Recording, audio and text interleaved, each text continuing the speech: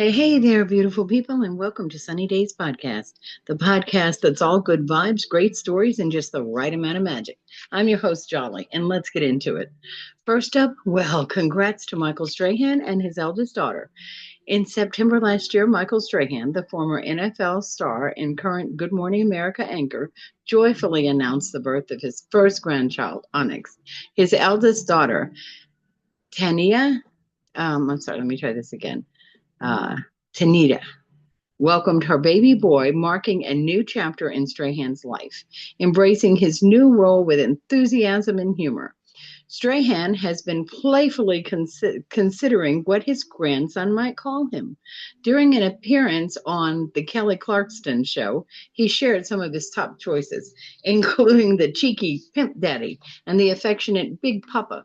He he quipped, "I'm thinking about Pimp Daddy, but I don't think that's going to look too good when we go to the playground. So I'm really thinking Big Papa."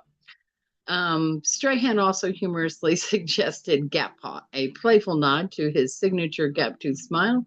He admitted that settling on the perfect grandfather nickname has been a fun challenge, saying, "I almost want to do a survey." Despite the lightheartedness, Strahan has expressed profound joy about becoming a grandfather, and even though he feels too young for the title, he shared his excitement about spoiling little Onyx and then handing him back over to his parents, embracing the perks of grandparenting. This new addition to the family has been a source of immense happiness, for Strahan has always been vocal about his love for his children. Now, as a grandfather, he's ready to embark on this new adventure, nickname and all. Congratulations, sir. And next up, the good of all. The headlines read, "Community rallies to support local hero." Well, the residents of Madison, Mississippi showcased the true essence of community spirit by uniting together to support Amari, a beloved local hero, known for his unwavering dedication and positive impact on the community. Amari has faced many challenges due to the lack of reliable transportation. Recognizing his invaluable contribution and the hardships he endured, community members secretly collaborated to raise funds and surprise him with a new car.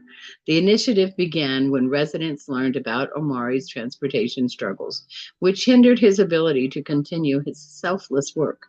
Moved by his story and the difference he made in their lives, the community organized fundraisers, leveraging social media platforms and local events to gather the necessary resources. Local businesses also pitched in, offering services and donations to help support the cause. The whole effect of their efforts was a surprise even event where Omari was presented with that new vehicle. The emotional moment left many in tears, and as Omari expressed his profound gratitude, stating that he was overwhelmed by the community's generosity and support. This act of kindness not only provided Omari with a means to continue his mission, but it also strengthened the bonds among community members, reminding everyone of the power of unity and compassion. This is yet another story that serves as a testament to the impact one individual can have on a community and how collective efforts can bring more meaningful change. The residents of Madison demonstrated that by coming together, they could overcome challenges and make a lasting difference in the lives of those who dedicate themselves to the service of others. Thank you, Amari. And thank you, Madison. And now, how about some Did You Know? Well, about what else? It's going to be St. Patrick's Day tomorrow. So let's do some St. Patrick's Day Did You Know? Did you know? Surprisingly, St. Patrick's Day wasn't always Irish. St. Patrick was born in Roman Britain, not Ireland. He was kidnapped and brought to Ireland as a slave at the age of 16. After escaping, he returned to Ireland and is credited with bringing Christianity to its people. And did you know blue was the original color? While green is now synonymous with St. Patrick's Day, blue is the original color associated with St. Patrick. Over time, green took over due to Ireland's nickname, the Emerald Isle, and the green in the Irish flag. And did you know Chicago's Green River About Chicago's Green River? Well, since 1962, Chicago has been dyeing its river green to celebrate St. Patrick's Day. The tradition started when city pollution control workers used dyes to trace illegal discharges and realized the potential for turning this into a rather festive event. Well, there you go. I like that. And how about corned beef and cabbage?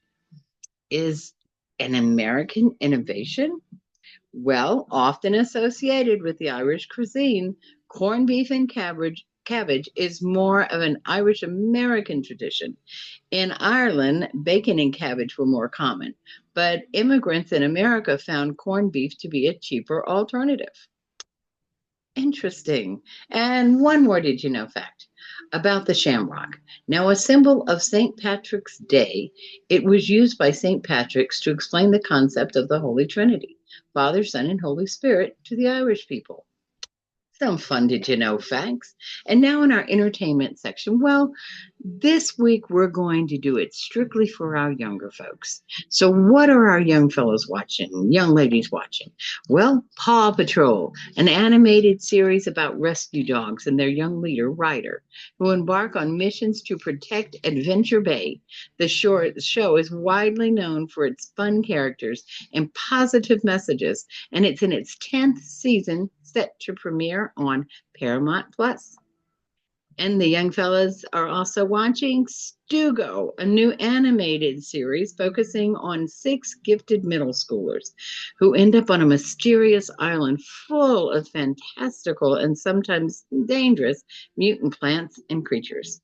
The show blends action, adventure, and comedy and will be available on Disney Plus. Nice.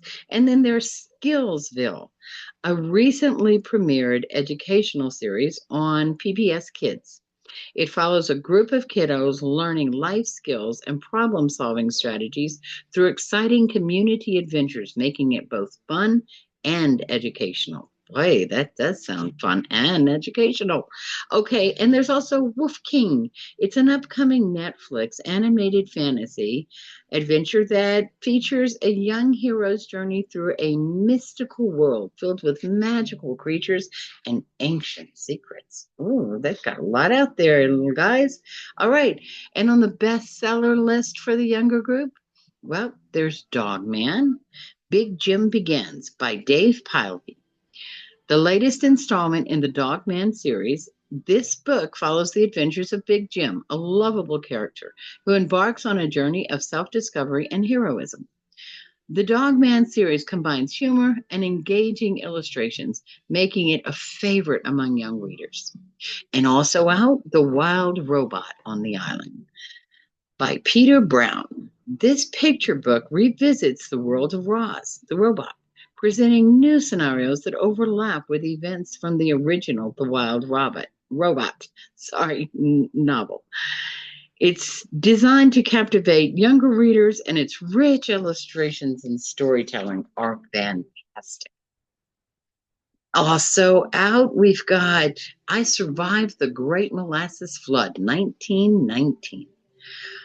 Part of the I Survived graphic novel series, this book depicts the true story of the 1919 Boston molasses disaster through the eyes of a young protagonist, offering both historical insight and engaging visuals.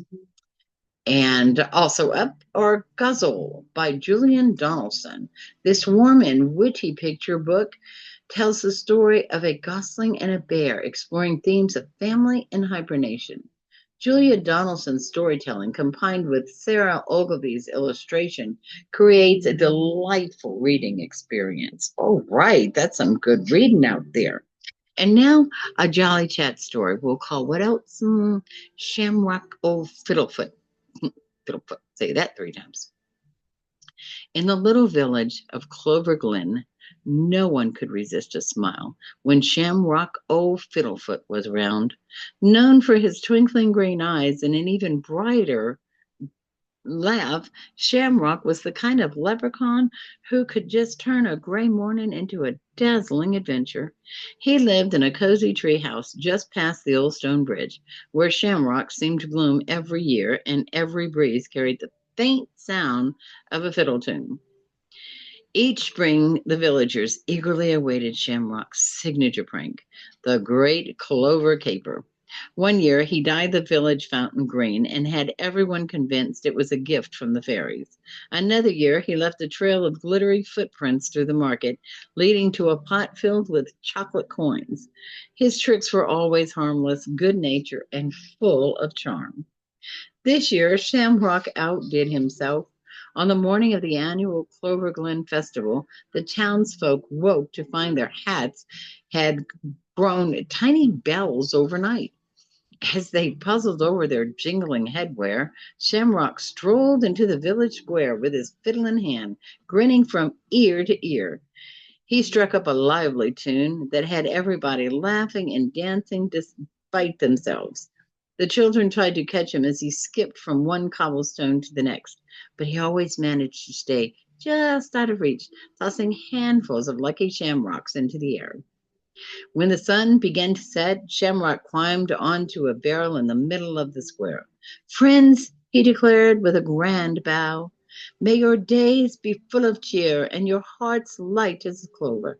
And remember, a little mischief keeps your life magical.